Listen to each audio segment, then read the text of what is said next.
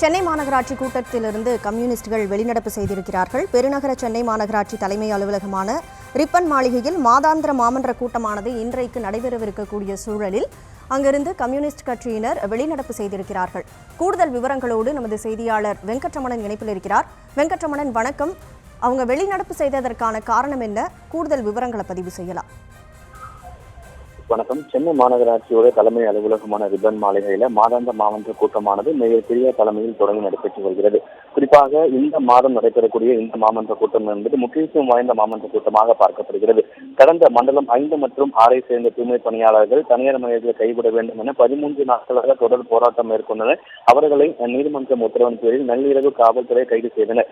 இந்த தூய்மை பணியாளர்களுடைய போராட்டத்திற்கு பிறகு நடைபெறக்கூடிய முதல் மாமன்றம் கூட்டம் என்பதால் இன்றைய தினம் ரிப்பன் மாளிகையில் இருக்கக்கூடிய ஒவ்வொரு நுழைவாயில் முன்பாகவும் காவல்துறை ஈடுபட்டிருந்தன.